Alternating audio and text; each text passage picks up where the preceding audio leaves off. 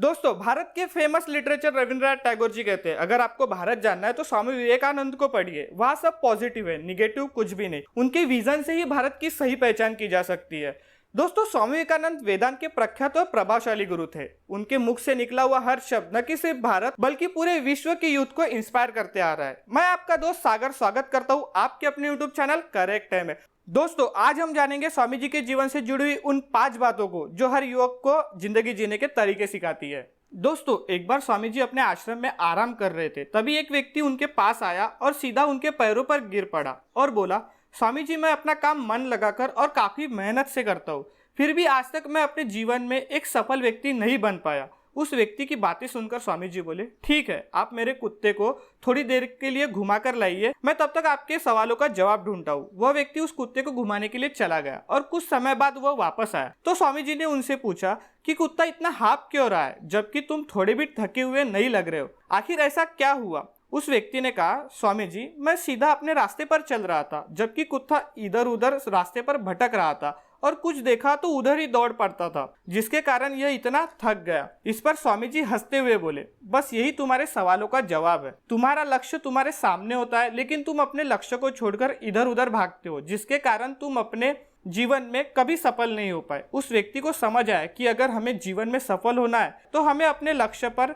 ध्यान केंद्रित करना चाहिए। दोस्तों, स्वामी जी के इस कहानी से हमें यह सीख मिलती है कि हमें जो कुछ भी करना है या जो कुछ भी हमें बनना है उस पर ध्यान देना चाहिए। दूसरों को देखकर उनके जैसा करने की कोशिश नहीं करनी चाहिए, क्योंकि ऐसे वक्त हम अपने लक्ष्य के पास होकर भी दूर भटक जाते। इसलिए हमें हमेशा अपने एम पर ही फोकस करना चाहिए। अब यह बात वाराणसी की है। जब स्वामी जी दुर्गा मंदिर से दर्शन लेकर लौट रहे थे तब कुछ बंदर उनका पीछा करने लगे। बंदरों से छुटकारा पाने के लिए स्वामी जी ने दौड़ना शुरू किया, पर बंदर तो बंदर है, वे उनके पीछे और तेजी से भागने लगे और उन्हें घेर लिया। स्वामी जी थोड़े डर गए थे। तभी एक बुजुर्ग सन्यासी ने उन्हें जोर से चिल्लाते हुए कहा, भागो मत, उनका सामना करो, उन्हें फेस करो। स्वामी जी उनका कहना सुनते हुए बंदरों की तरफ मुंह करके खड़े हो गए और उनके तरफ देखने लगे। कुछ ही देर में उन बंदरों ने स्वामी जी को तकलीफ देना बंद कर दिया और उससे दूर जाने लगे। इससे हमें यह सीख मिलती है कि हम कभी भी अपने ऊपर आए संकट और किसी भी प्रकार की परीक्षा से दूर भागना नहीं चाहिए, बल्कि पूरी हिम्मत के साथ उसका सामना करना चाहिए।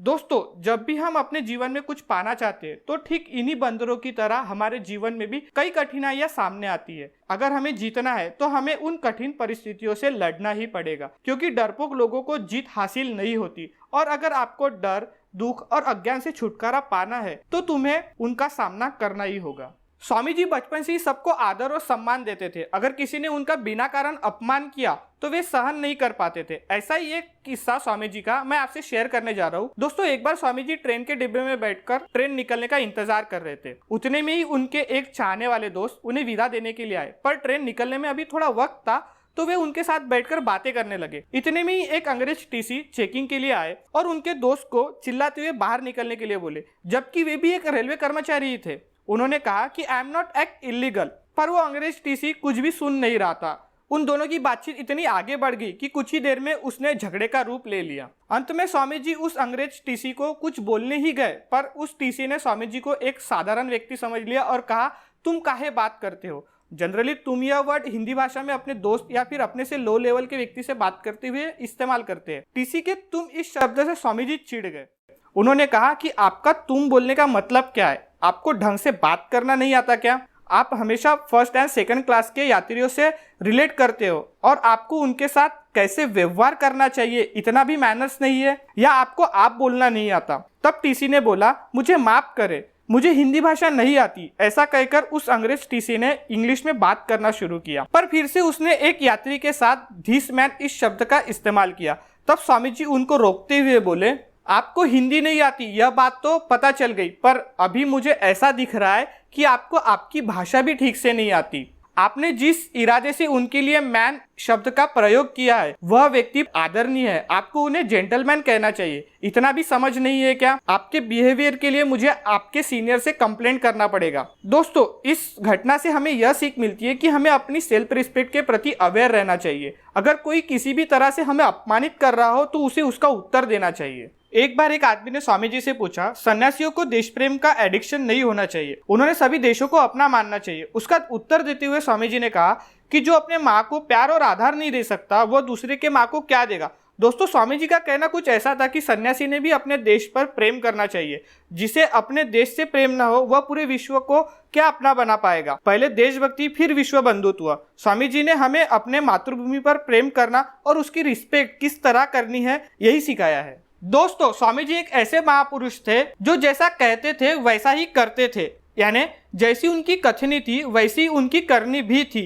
एक बार स्वामी जी किसी कार्यक्रम के लिए फॉरेन गए थे, तब वह उनकी स्पीच सुनने कई फॉरेनर्स भी आए थे। उनकी स्पीच सुनकर एक फॉरेन लेडी उन पर इम्प्रेस हो गई और वह स्वामी जी के पास आकर बोली, मैं आपसे शादी करना चाहती हूँ ताकि आपके जैसा प्राउड सन मुझे मिल जाए। उस पर स्वामी जी बोले, मैं एक सन्यासी हूँ, भला मैं शादी कैसे कर सकता हूँ? अगर आप चाहे तो मुझे अपना पुत्र बना लो, इसमें मेरा सन्यास भी नहीं टूटेगा और आपको मेरे जैसा पुत्र भी मिल जाएगा। यह सुनकर उस फॉरेन लेडी का सर झुक गया और बोली, स्वामी जी आप धन्य हो, आप ईश्वर समान हो जो किसी भी परिस्थितियों में अपने मार्ग से विचलित नहीं होते। दोस्तों यह घटना हमें यह सिखाती है कि सच्चा पुरुष वही है जो हर परिस्थितियों में नारी का सम्मान करे और जो वह कहता है उसे खुद करने की भी हिम्मत रखे, तभी वह एक सच्चा पुरुष कहलाएगा। दोस्तों स्वामी विवेकानंद के इन विचारों को अपने दोस्तों के साथ शेयर करें ताकि वे भी स्वामी जी से कुछ सीख पाए। उसी के साथ आप स्वामी जी के किन विचारों से प्रभावित है हमें कमेंट कर जरूर बताएं।